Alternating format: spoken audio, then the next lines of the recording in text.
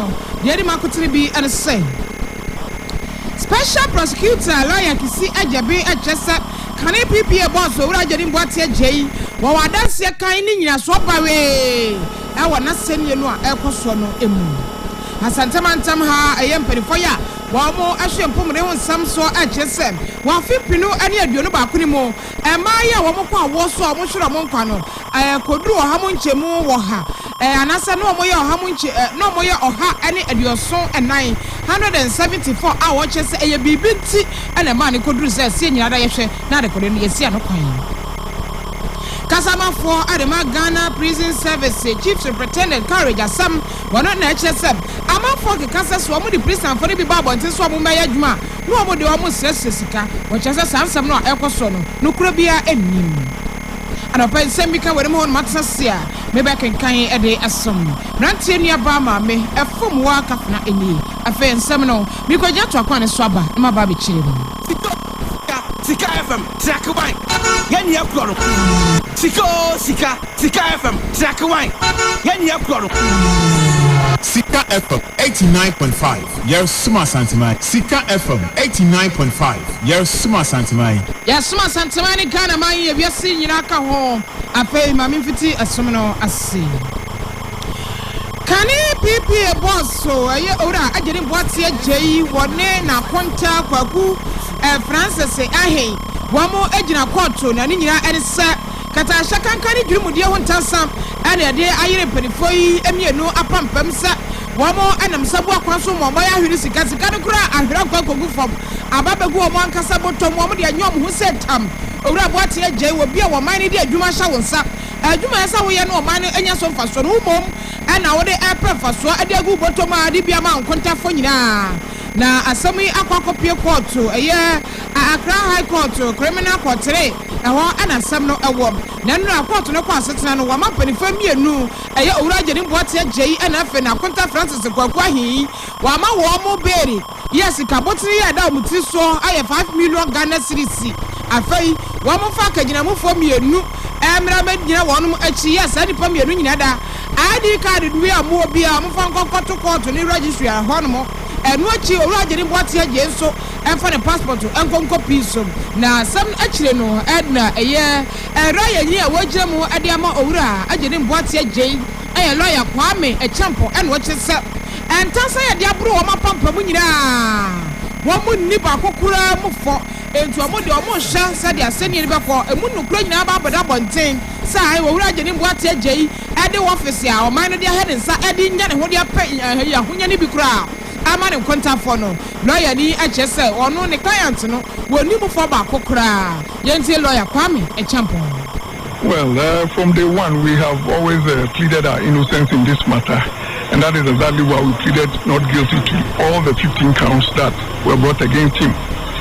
We are happy with the timelines that have been set by the court because then invariably means that within a very short time we will to conclude this process.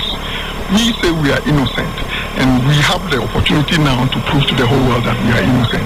I know that the public out there has been prejudiced one way or the other by you, the same media, throwing about facts that you may not have understood. But now we are in a proper forum where every allegation will be interrogated, and then the true facts will come out. We say we are not guilty, we will prove it in court. What I saw in our Biogina saw, what dear. Womuni assembly mu for ne bom de omuni mu sa se assembly ba bonten nkofo kura bua de da era papa no anya de na fa hine kosi yire so se se de omu gina mra nanim ya emu hwehwe mu ni bibia ba bedadi no obi ahu se ade se omuri mu for we lawyer ni a wogire mu de amakane PPA boss owura gye ni boate agye lawyer Kwame Echampo no chi na special prosecutor nan kasa mu lawyer kisi agye ben wono so ekasaye respect of the republic's ability to establish the evidence in this matter. But this one, I have my firm conviction in that we have every evidence to prove the accused. This in respect of the procurement by the former executive executive of the public procurement authority. and his brother-in-law. Their pleas were taken. The student the court have given direction in respect of how the trial will proceed. So we'll be back in a month's time to comply with the court process and the trial will complete. One of the things that actually came up when you saw this particular trial is the effect that the big fishes are walking around and you actually started from the bottom. We call the Chief Executive Officer of the Public Procurement Authority a small fish. That is what is going on. Unless you don't want to see. Because the Public Procurement Authority, that's the spirit of the nation when it comes to procurement in the public sector. And if you call the Chief Executive Officer of the Public Procurement Authority a small fish, then there's no big fish in the country. And in any case, corruption is corruption. It's not about how large the fish is, whether it is perch or it is a small anchovy. Corruption is corruption. And as I said during my death, that I'm going to make it very possible. To make corruption very possible. So if a special prosecutor, lawyer, Kisi, Ejebe, Wadika Kacham Secretary, that can't you Obamana time pa ya obi akura konno so de no hubese manwa eno ogusu ya woye ba me faka se no enko eyempomre hu nsem emu asante mantem ha aye peri kwankyerefo ya yempomre hu nsem nyina ada na bemu aye Dr. Emmanuel Tenkran wono ana afransa nkyerefo ade nsem bia to yanima wo kyese afempinu ani aduonu ba ko ya etwa mu yi elipa anasa emaya womo ekwa woso womansan so amafie biemu no womo aye oha ani aduoso nan 174 ya emu ya papa wo chese nyinsa nipa mienu na anyem na nipa mienu anyem na bawiase womo kwa na baako ama ebasa no a awira ho ehadwene pa ya ensesenka ebi esi biemu no chese de ma sa de nyina dodo no ebaye eye mabia sa womo fa fure duru ba bia fure no afa no wompanyin se no wompa so tugu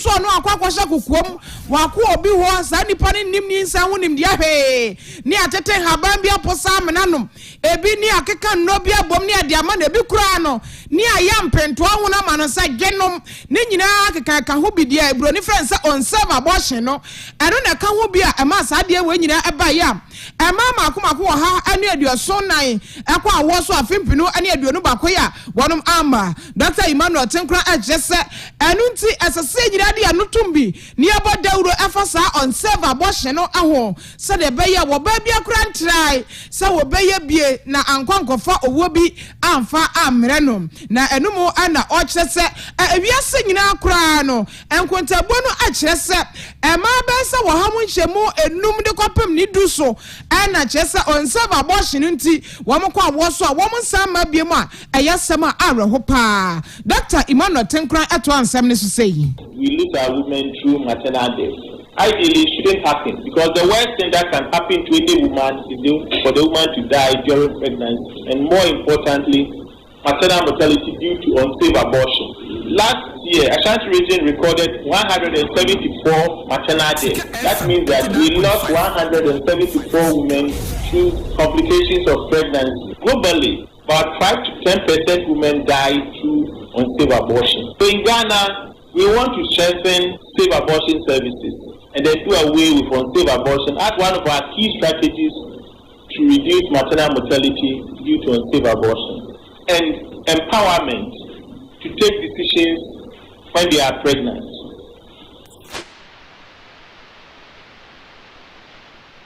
Empower them to know what to do in an event of unwanted pregnancy, and the campaign will educate and then empower them as to what to do and where to go in event of unwanted pregnancy. You realize that both of these unsafe abortions occur in the adolescents and then the youth, because most probably they don't have adequate knowledge, adequate skills, and empowerment to take decisions when they are pregnant. So as part of the strategy, we need to work together so as to empower them to know what to do in an event of unwanted pregnancy. And the campaign will educate and then empower them as to what to do and where to go in event of unwanted pregnancy, so that they don't die unnecessarily through maternal mortality. Omunimu Penny, I want no, Asante somehow, Dr. Emmanuel Tinkra, I don't know. Abortion, some abortion, some in a na at a Mabrun and Finfi, Mabrun Honomono, a Horna Sanya Mano, a Wotinia, Wamut, yes, Simina, Wama Bodero, and a China and Mabrun, Sempo, a cocoa bar, Nasa wom pa, baby pass, that's a woko. Now, Wamaya Wojuma, a day Emma was in Sabakwa, baby, aqua, very pentoa, the baby, I see, and what one anum, and see the face so, Wamo, Abama, woman, Chile, my one who said, oh, I didn't know Fumuna, but the answer, oh, yeah, not just say, ya momunim dear a day a phone. Make a prison service. Public relation officer, which Parikwan Chefoya, or the Amansadi Kita home, at the Magana, Brisa, Yajuma Kono, a chief superintendent, courage as some, one Anna Etchester, and some be and a Montessoa, one so active, some coffee, come on, some time. Say, prison for no orders, no, one more at their prison for no above on tia. One more do says go. Ay, do more quack, my dear, see, I do go to my catcher. Walk on quack, my day, at the Abuamine. And to know you don't baba yajuma near Domo says cap. And a chief supo, as some actor say, and you know, crack down, no cross adiano, one more cassette, the beer. One more adit, yes, sir. Will be the prison, any baba bontain. Now, what they know, aqua says, Gadabi, quam, bontin, no, a yadumantin, a yomodomo, and yaduamo quack, yajuma, decided, a yatro, I saw a catcher one, yajuma day, the Abuamino, and yajuma din one, a yaduam coina set, yaduamo quack says, can answer before Frobi, we yajumani free hobby before Frobin, a yaduam coya dear, watch us and club beer, and Nimusa, Yente Chief Supo, as some. And one common characteristics of these inmates that we see on the street is they beg for money, and all of them keep stopping vehicles to ask for money, and people really support them. Is that something that you encourage? No, we do not. We do not. They are actually not supposed to beg. But it all started when people started having some pity on them, and therefore started throwing some coins on the floor. Then they took advantage and decided to go into begging. But they are not supposed to beg. No, that's not why they are taken out. They're supposed to clean the streets, clear the streets, of weights and things like that. That is basically why they've been taken out, but not to go and beg. So would you advise the public not to give them money? Yes. And if you would want to do it in a way that is safe. Imagine a situation where maybe you are in a moving vehicle, then you throw money on the floor for the inmate to pick, and then he comes without watching other moving vehicles. We could have problems on our hands. But if you can stop at a safe location and say, oh, come, take this, fine. I mean, if it's your wish, you want to help, no problem. But even that, ideally, you should, if you are able to spot the officer escorting the inmate, it's better to give to the officer in the presence of the inmate, though, then it's accounted for. But they're actually not supposed to go a begging. Adiano cross, Yani has Yana, Diana, you are dead.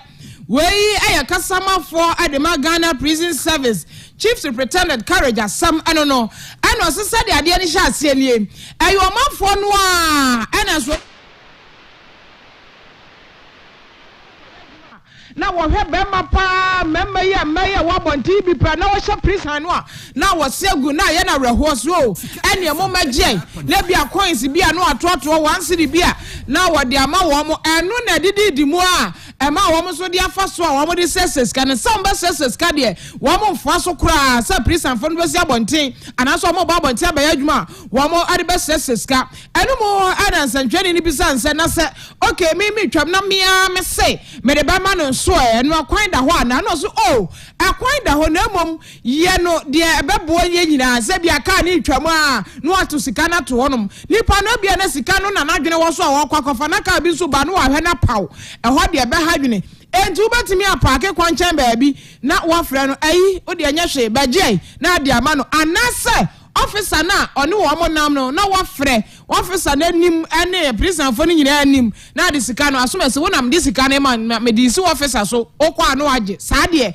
wo mo efo so me ko wi akasebo no awa manyosemu MPP amanyoko ni mu na me ti awurade yi wo mo arebonfo mo nam hwa pa so ya twetwe so wi ana mo a wo china pa na twa ntam nyankopon ya doma memenda na wo mo regional delegate conference no ba so mo kotoba na region mu empanifo ya obedi amanyoko nanim wo mo akwakoyi wo mo na ye ba chairmanship president ajai enipa no mo ana wonum agina mu anasa ba ko na te so untumi na enan edi na kire so mo kwa akotu no na enan no a ekotu no ye hwa de ni pa de tunsane ni pa de otane to ankasa wapaso yini free ho aye chama wode no kwaku apia akoka no no na akoka family no ana omo chese da bi wo mo do maso to fom apenta ne han afa wo mo ha obani ha ze tankasi ni a wo ha de tanfo zom ana wo ma afi wo mo hwini mo ahwehwia tete se da bi test conforme so mo meto abani bi no every institution bi a test member ba ko pe na eba na wa ba begina o mo akari nyina nam no ato aba test conforme na eba no amanfo bi din hihyehyemu a won ko nursing training won ko teacher training won ni university bi amu betimi abazo o yan MPP ni ba de no po de anyoma sam na so sani pon ya test con ni de da bi sa no matete no sa test conforme no eba no ebi din hihyehyemu a wanya tasko ni bia so chinchina atwan ye de na wuram so mera meto abade bi na no na ye koka family no ampani for ka kire committee no a wo mo hwa abato no so say sa concern no ba reason committee ni hwa na wo ni hudwuma sansa wo mo mpa kuru nkata hye bia onsa committee no mo ankasa mo de abato abonte sa abato no mba ma wi abom enti se bibisa ya ba no so mo hunu no mo tia mo na so a mo hwere mo ni hudwuma na awia emmo abato no eba ni mo koka family no pani ba kwa wodi muntintima pa ayowura Kasken Ousupoku yentie nai. We want to be sure that nobody falls into the album through the back door. The same way applies to the TESCOM list. We heard stories that people have brought in a whole new set of people, and in some cases they do not even attend school at the various tertiary institutions where they are supposed to be the reps of TESCOM. When any candidate goes out, the candidate meets TESCOM presidents. So on what basis will anybody try to present a different name outside the TESCOM list or outside the TESCOM president? And even if the Constitution talks about a rep of TESCOM, we believe that it is not, doesn't lie within the powers of anybody among the regional executives to be the one to determine who represents TESCOM. It should be the TESCOM executives themselves who should decide who represents TESCOM. So we are waiting for the album. We believe that all we want is a free, fair, and transparent process. We want the album so that we can do an individual verification of each and every person on the album. That is the only panacea to having a free and fair election.